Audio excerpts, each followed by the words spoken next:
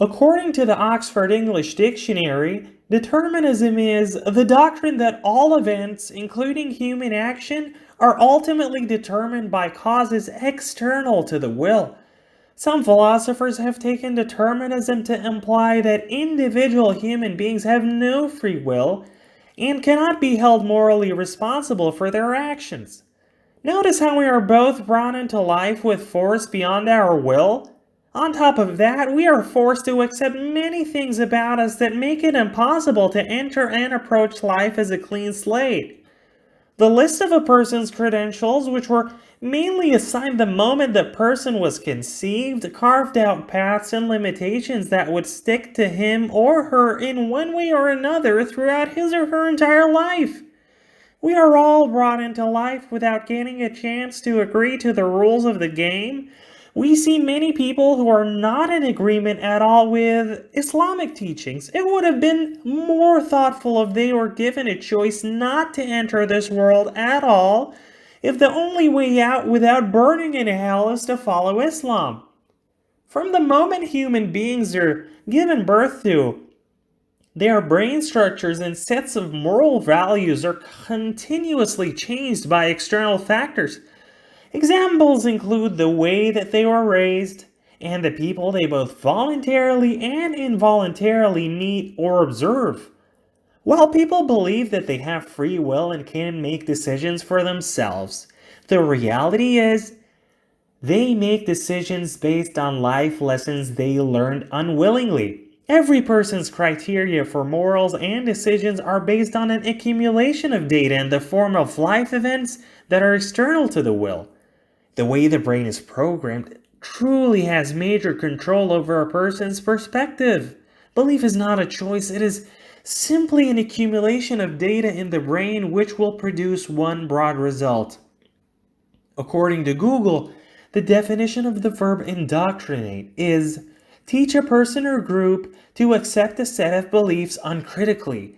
In most countries, children are literally indoctrinated into religion and irreligion too, when their brains are still in a very alterable state. Even if they mature both physically and intellectually, it would be very hard to grasp outer ideas because of the way the brain was programmed at a very early age. In many cases, religion and culture go hand in hand very well. The fact that populations of different religions are attached to certain geographical regions and also surnames is too strong of a fact to overlook and take for granted. Indoctrination is one of the reasons there are anti-natalists, or people against having children. Such anti-natalists would not like to indoctrinate their children into their views. There's injustice in the way that the world is wired, and so they do not want to personally be responsible for bringing another life to Earth.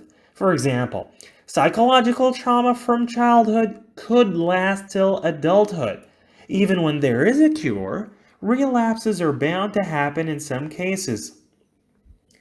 Again, some philosophers have taken determinism to imply that individual human beings have no free will and cannot be held morally responsible for their actions.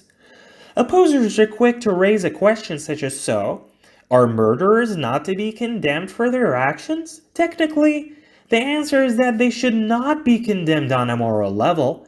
Yes, they should be imprisoned, for example, for the bitter sake of humanity. However, a serial killer ending up a serial killer is just like a doctor ending up as a doctor. Determinism has taken its toll on both, as life experiences molded their mentalities into making them become who they are. If you were in the shoes of a serial killer, the moment before he pulled the trigger on a victim, meaning you experienced all of that killer's life experiences prior to the event, would you have acted differently? Determinism is not always predictable, though. The serial killer could have had the most peaceful upbringing, and the doctor could have been raised in a bad neighborhood, for example. Someone might argue that their career-based outcomes were very contradictory, deeming determinism as invalid. However, the complexity of the human brain and psychology justifies the way certain reactions are triggered in people by different stimuli. One does not need to be someone who has grown up in a raging war zone to end up becoming a serial killer, or any person with an evident violent intent or lack of sensitivity to other human suffering. Many people argue that there exist some people in this world who live in desolate communities with no access to the internet or media. So those have exceptions when it comes to not being able to come to terms with the right religion. However, we do not need an example of this extreme to show that you can easily miss out on grasping new ideas. Even an educated person living in a modern country with a decent paying job and a family can live his or her life without meeting the stimuli needed for him or her to accept a new religious ideology. Human psychology and the mechanisms of the human brain are that complex. Indoctrination paralyzes the interference of intelligence, meaning even the most intelligent people can find it hard to switch. Assume that a 40-year-old serial killer pulled the trigger on a victim in Accra, Ghana on the 1st of January 2000 at 8 p.m. If you have lived his exact same life to the T prior to that moment, meaning that throughout the 40 years, you breathe every single oxygen molecule he breathed, ate every single food that he ate, slept on every single bed he slept on, talked to every person he talked to, and so on, would you have acted differently?